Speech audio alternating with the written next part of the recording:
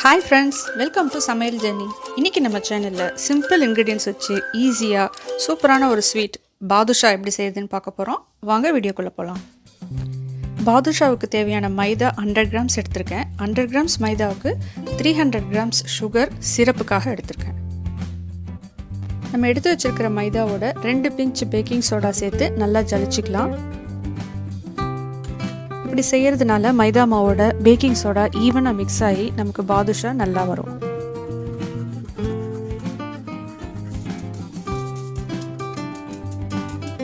இது கூட கொஞ்சமா டேஸ்ட்டுக்காக நான் சால்ட் சேர்த்துக்கிறேன்.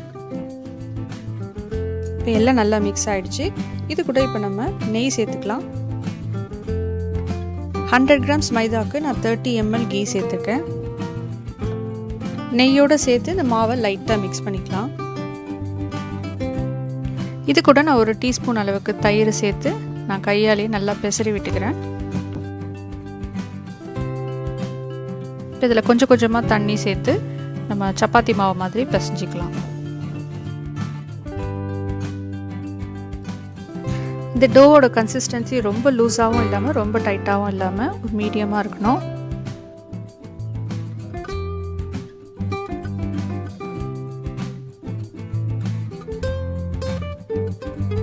மாவு நல்லா சாஃப்டாக ரெடி ஆகிடுச்சு. இது ஒரு 10 minutes கவர் பண்ணி வச்சிடலாம். இந்த டைமில் நம்ம சுகர் சிரப் ரெடி பண்ணிக்கலாம். நம்ம எடுத்து வச்சிருக்கிற சுகரில் ஒரு 200 ml தண்ணி விட்டு கரண்டியாலேயே சுகர் கரையிற வரைக்கும் இந்த மாதிரி கலரிக்கலாம். சர்க்கரை நல்லா கரைஞ்சிருச்சு. இப்போ நம்ம ஸ்டவ்வை ஆன் பண்ணி நல்லா கொதிக்க வச்சுக்கலாம். சிரப் நல்லா கொதிக்க ஆரம்பித்ததும் கொஞ்சமாக குங்குமப்பூ சேர்த்துக்கலாம். கூடவே ரோஸ் எசன்ஸ், இது நல்ல வாசனை கொடுக்கும். அது தவிர நம்ம ஏலக்காய் பொடி இதையும் சேர்த்து நல்லா கலக்கிக்கலாம். சிரப் இன்னும் நல்ல வாசனையாக இருக்கணுன்றதுக்காக ஒரு டீஸ்பூன் அளவுக்கு நான் நெய் சேர்த்துக்கிறேன். இந்த சிரப்பில் நம்ம பாதுஷாவை டிப் பண்ணி எடுக்கும்போது பாதுஷா நல்ல நெய் வாசனையோடு இருக்கும். கூடவே நல்லா ஷைனாகவும் இருக்கும். இப்போ சிரப் நல்லா ஸ்டிக்கி கன்சிஸ்டன்சியில் ரெடி ஆகிடுச்சு. இது ஒரு 10 minutes ஆறட்டும். அதுக்குள்ளே நம்ம பாதுஷாவை ரெடி பண்ணிக்கலாம்.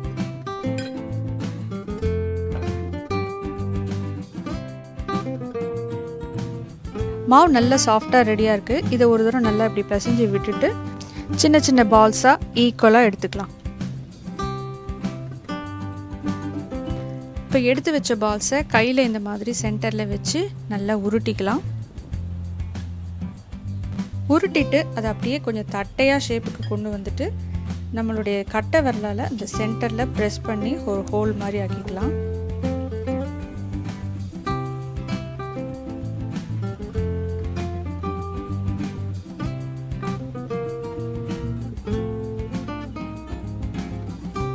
$100 grams மாவில் நம்ம 10 பாதுஷா செய்யலாம். எல்லாம் ரெடியாக இருக்குது. நம்ம ஃப்ரை பண்ண ஆரம்பிச்சிடலாம். கடாயில் எண்ணெய் லேசாக காஞ்சதும் ஒரு பாதுஷாவாக இதில் நம்ம சேர்த்து ஃப்ரை பண்ணிக்கலாம். ஸ்டவ்வை லோ ஃப்ளேமில் வச்சு குக் பண்ணணும். அப்போ தான் பாதுஷா நல்லா குக் ஆகும். 2 minutes குக் ஆனதும் அதுவே மெல்லமாக மேலே எழும்பி வந்ததும் நம்ம கரண்டியால் இப்படி கலரி விட்டுக்கலாம்.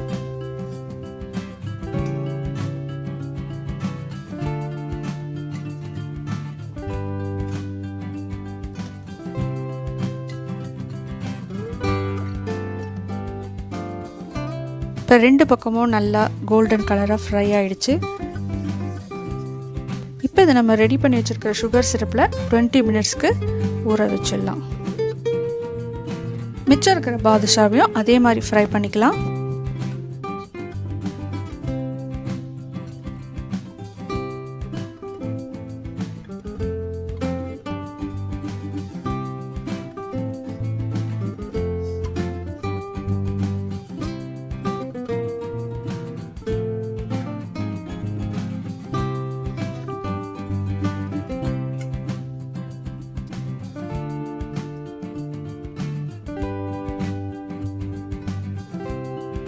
இப்போ பாதுஷா சிரப்பில் நல்லா ஊறிடுச்சு. இப்போ இதை நம்ம சர்விங் பிளேட்டுக்கு ட்ரான்ஸ்ஃபர் பண்ணிடலாம்.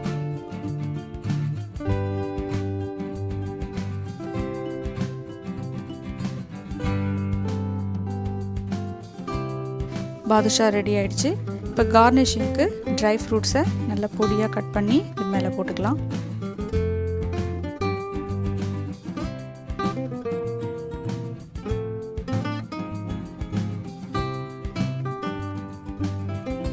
மேலே கிறிஸ்பாகவும் உள்ளே நல்லா சாஃப்டாகவும் நல்லா குக்காகி சிரப்லாம் நல்லா அப்சார்ப் ஆகி பாதுஷா ரொம்ப அருமையாக வந்திருக்கு.